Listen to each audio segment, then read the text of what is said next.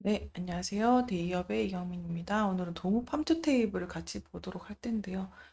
큰 이슈도 없고 하고 하니까 또 주춤주춤하고 있는 주가, 그 다음에 또 살짝 빠지는 또 흐름세를 보이고 있는데, 이 시점에서 살펴봐야 될 거를 또 간단하게 정리를 해보고 현황을 살펴보면서 어떤 상태에 있는지도 점검해 볼 필요가 있다고 생각을 합니다. 그래서 하나씩 하나씩 참고를 해서 살펴보도록 할게요. 네, 보시는 것처럼 주가 차트가 주주님 입장에서는 조금 답답하다라는 생각도 들 것 같아요. 아무래도 육계 관련된 업종이다 보니까 뭐 기후 관련이나 사료 이슈, 뭐 곡물 이슈 말고는 또 크게 변동성이 없는 거가 이제 육계 관련 주기도 한데요.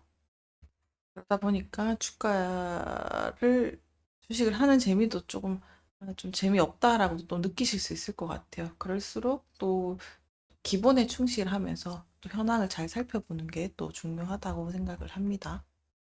간단하게 요 업종 비교표를 보면서 이 동팜투 테이블의 포지션과 현황을 좀 살펴보는 것도 좋을 것 같은데요. 일단은 시가총액을 보시게 되면요. 555억 원. 그리고 비교군들이랑 비교해봤을 때 코스닥 제조 평균은 또 2조 8천억 원에 대한 규모에 비해서는 상당히 작다라는 것을 눈여겨서 볼 수 있겠고요. 그리고 매출액 또한 34억으로 이렇게 보시면 코스닥 평균에 비해서도 현저히 낮은 기업이구나라는 것을 또 볼 수 있고요. 그리고 영업이익 부분에서 보셔도 마찬가지죠. 그리고 EPS 부분에 있어서도 보시면 요거는 조금 다르게 느껴지실 텐데요. 나머지 뭐 시가총액이나 매출액은 현저하게 또 낮다고 볼 수 있겠지만 그래도 주당 순이익인 EPS는 전체 코스닥 평균보다 좀 상회하고 있다는 거를 볼 수 있습니다. 그러니까 주당 순이익이 비교적 높은 편이구나. 그래서 상대적으로 수익성이 양호하네라는 것을 볼 수 있겠고요. 그리고 주가 수익 PER을 보셨을 때도 코스닥 제조 평균이 여기 151입니다. 거기에 비해서 현저히 낮죠. 그러니까 상대적으로 또 저평가되어 있구나라는 것도 보실 수 있습니다. 그리고 이비타 수치를 보셨을 때도요, 좀 낮죠. 그래서 이게 기업의 가치가 영업이익 대비해서 이것도 저평가되어 있구나라는 평균에 비해서는 다 전체적으로 저평가되어 있다는 것을 보실 수 있어요. 이거 상대적인 거니까 꼭 참고를 해주시고요. 그리고 ROE 부분도 보셨을 때는 ROE는 제조업 평균이 1.45%인데 전체 평균에 비해서는 또 매우 높은 상태로도 볼 수 있죠.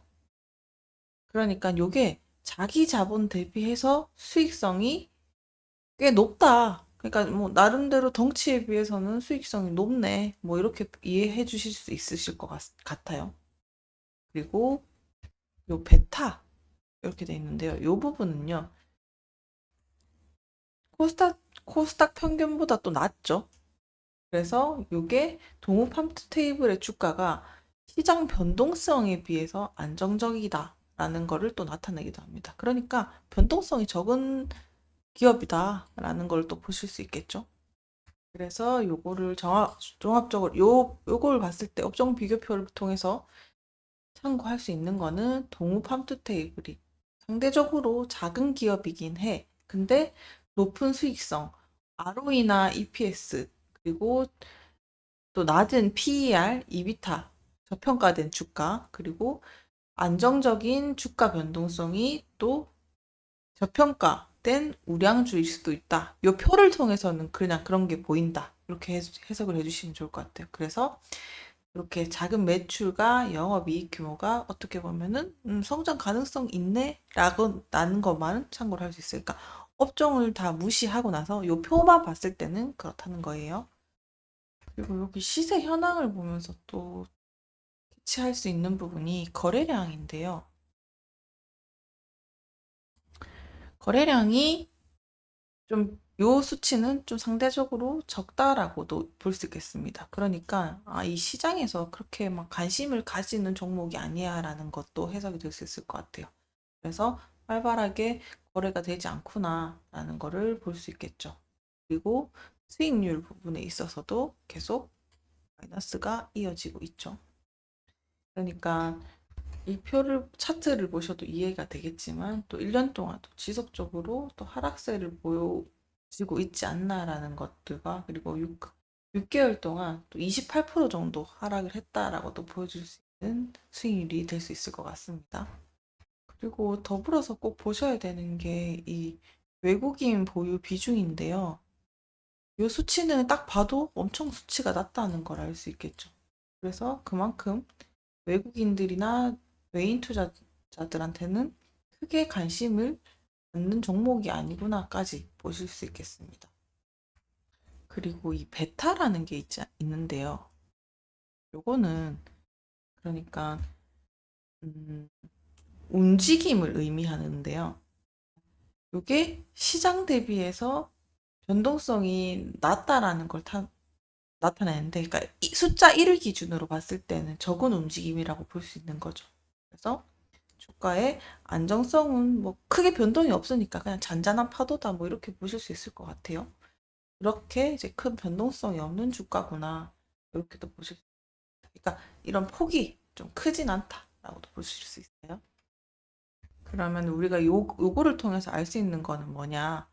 일단 소형주기 때문에 외국인 보유 비중이 적고 또 최근에 또 주가 하락세가 있었기 때문에 수익률 자체가 또 부진하구나. 그리고 베타 시장 대비 또 안정적이라고 할 수 있는데 또 거래량이 원체 적으니까 당연히 잔잔한 파도일 수밖에 없다라는 유동성 측면이 반영이 됐다라고도 보실 수 있겠습니다. 네, 그래서 종합적으로 다시 한번 정리를 하면요.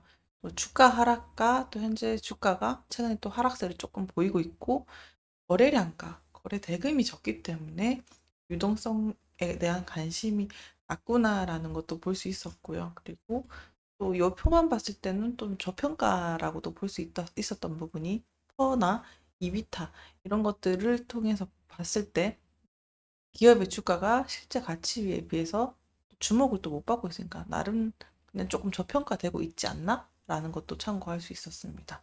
그래서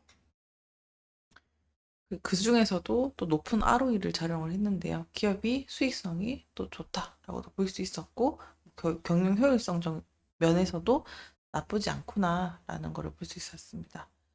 하지만 이 낮은 베타가 주가 변동성이 시장에 비해 낮기 때문에 그게 안전하다고 할 수 있지만 또 동시에 다른 말로 큰 성장의 기회는 또 잡기 어렵다는 것도 정리가 될 수 있겠죠.